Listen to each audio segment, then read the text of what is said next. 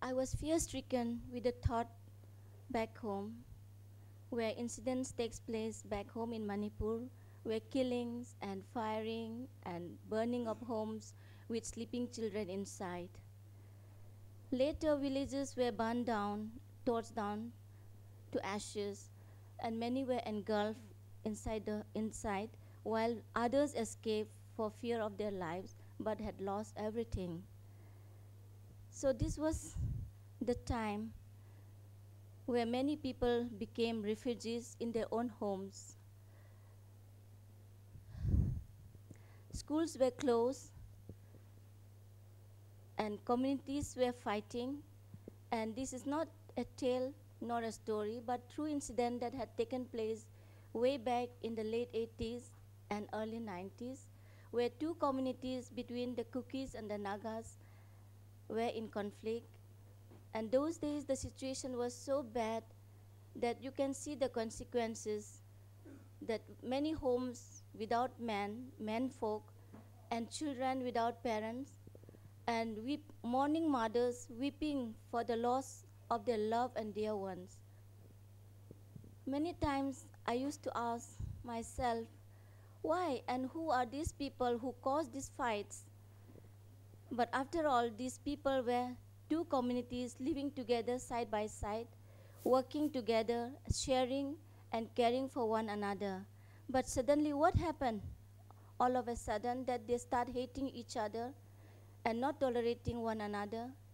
So this was the question that was left to me many times. And those days, many efforts were made by the government, church leaders, and community leaders, but it had no impact.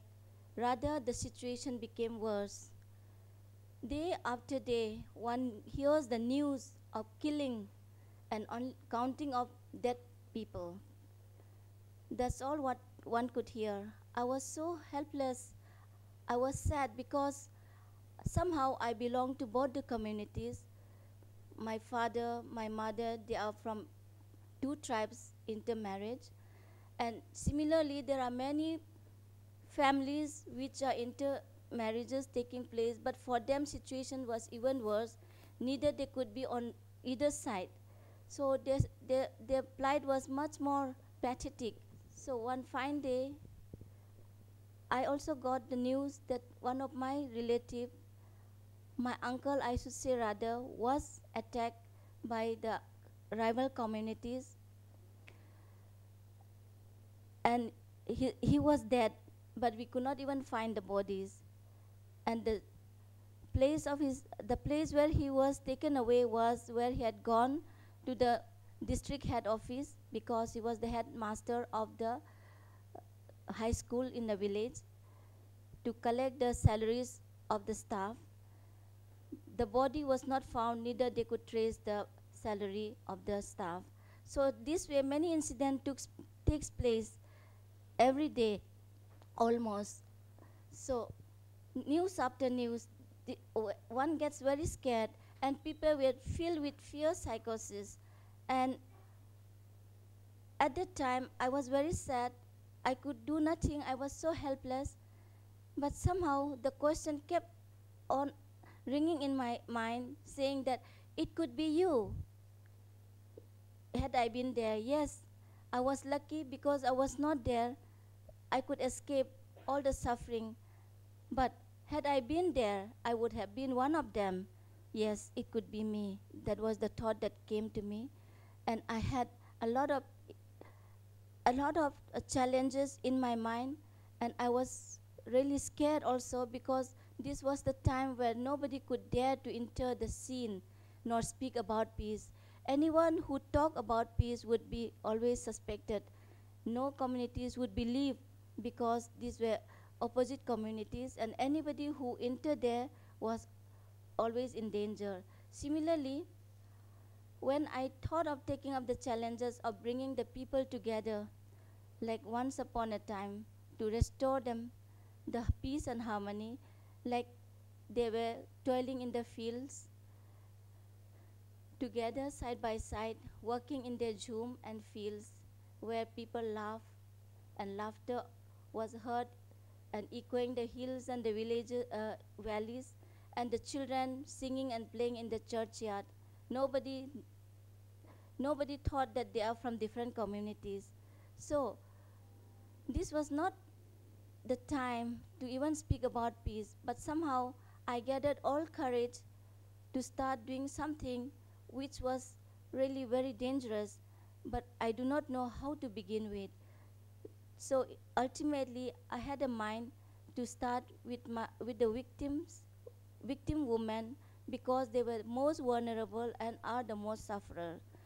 So gathering all courage, I started working through them, but it was not safe for me to go openly saying that this is what I do to bring peace. So the only strategy I could adopt was to do relief work to both the communities wherever the refugee camps were there, and they camp in schools because the schools were all closed down. So collecting clothes and foods and providing them through the communities.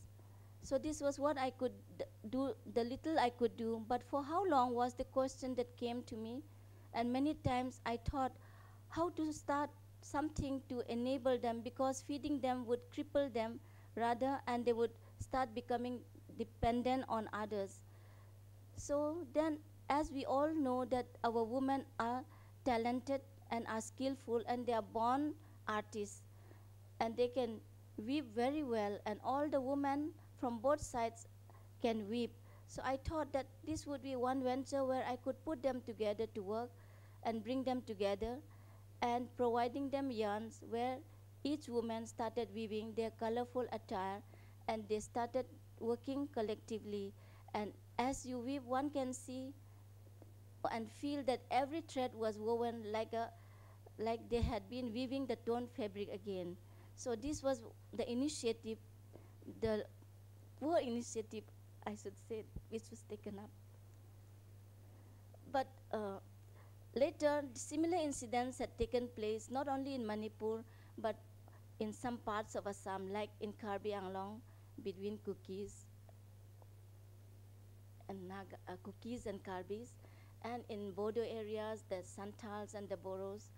So in these similar cases, you can see that all the scene was the same, and people, if we really look deep into the situation, it was not that the people really hate each other, but we cannot really know what was the cause of it, that suddenly that they would fear one another. But when you interact with them directly, they would say, no, we didn't hate them, but we also don't know what had happened. But outside, it seemed that they were hating each other. But similarly, the same work I started doing in these areas, but then it was not easy to go through these places. So what I could do was to raise funds and to bring them out together to our other states, crossing the region, rather from this region to outside the region, where in the mainstream, like in the western part of India, like Gujarat and some other parts where women's activities were strong. So as they journeyed from the east to the west, all throughout the journey, they would be interacting with one another. They would be sharing their joys and sorrows. And after they had gone and seen and had the exposure what other women were doing collectively, they would come back happy and discussing what to do next back home. So this was a joyous venture, I should say. And now, though it was so insignificant, but the women had really took part in building peace in these areas, because they were so much affected, and they suffered so much that they really wanted to do something to bring back peace and harmony. Well, I should say all these things are linked with politics, governance, and whatever, many things, but I'm sure, and I feel that this is not the right time that I should express it, but because I'm only trying to experience the little venture I had with the women, where they are so important and are very instrumental in building peace. And they can be the true channel of peace, and also and developing economic through their traditional ways. And they are not only develop economic, but they also promote their tradition and their culture. And this is how they come up in the mainstream so that they are respected. Because many people in the mainstream also do not know about the people in the Northeast. Especially our women folk are always looked down upon. But when they can come out with their colorful artistic work, people start respecting. And today we can see that Northeastern arts are very famous all over India. And this is another way of promoting the cultures of North India and bridging the gap with the mainstream. And I'm very happy to say that today, in all these places where tribal conflict took place, are not happening anymore.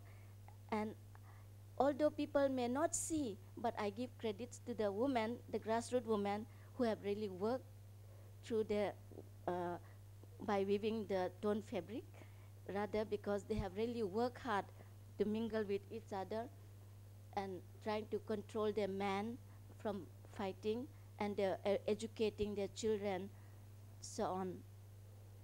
So whatever I did all this while was from my heart, and whatever I speak is all through my experience. Thank you very much.